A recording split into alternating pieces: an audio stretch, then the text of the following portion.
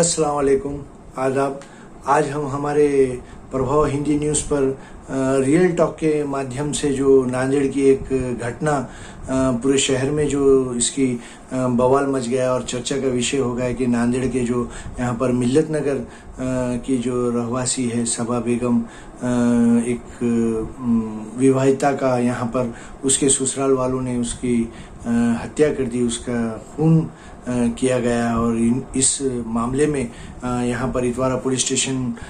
के अधिकारियों ने 6 लोगों को यहाँ पर हिरासत में लिया है, जिनमें प्रमुख तौर पर उसके सास, ससुर और देवर, पति और ननंद का पति, ऐसे 6 आरोपियों को यहाँ पर हिरासत में लिया गया है। और एक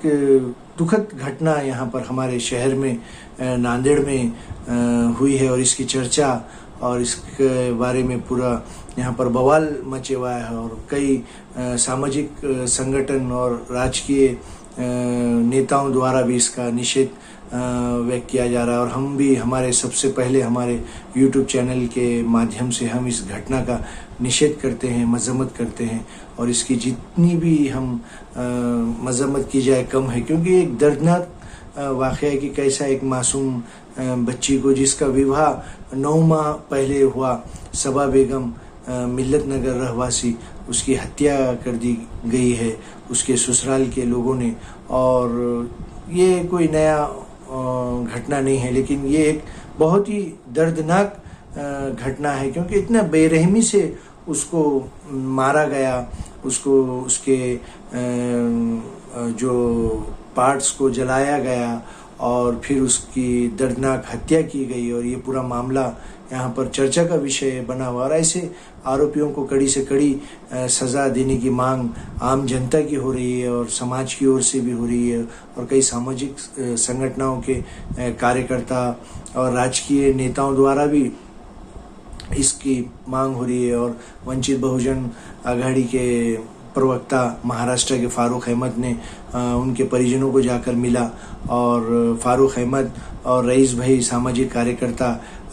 वतन सोसाइटी के, इन लोगों ने जाकर उनके परिजनों को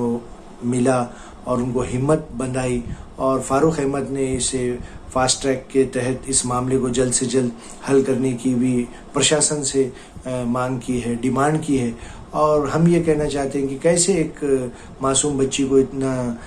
तरीके से उसको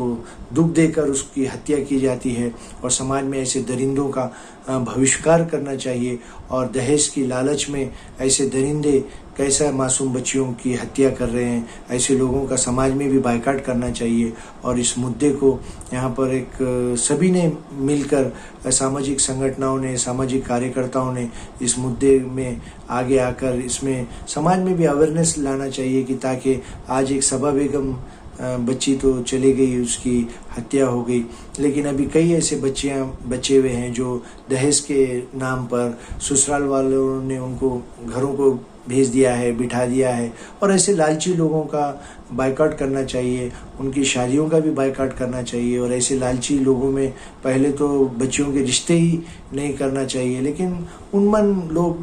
रिश्तों के समय सामने आते नहीं और बाद में अपनी हरकतें और अपनी सब चीज़ें बताते हैं। और कैसे एक मासूम बच्ची की यहाँ पर दर्दनाक हत्या हो गई है, समाज में चर्चा का विषय है। और एक बड़ी घटना नांदेड़ शहर में हुई, और हम हमारे YouTube चैनल के माध्यम से भी इस घटना के आरोपियों को कड़ी से कड़ी सज़ा मिलना चाहिए, ताकि दूसरे लोगों पर ये एक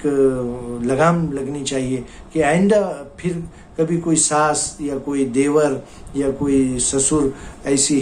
पति हिम्मत ना कर सके कि अपनी पत्नी को जलाकर मारे या उसको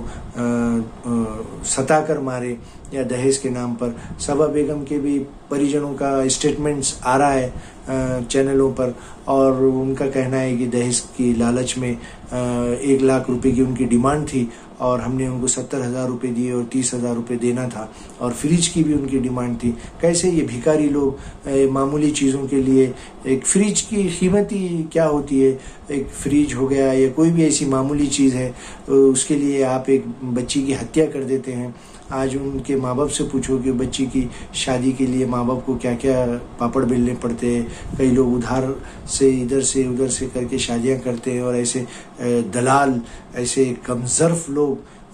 बच्चियों की हत्या करते हैं। इनको कड़ी से कड़ी सज़ा मिलना चाहिए और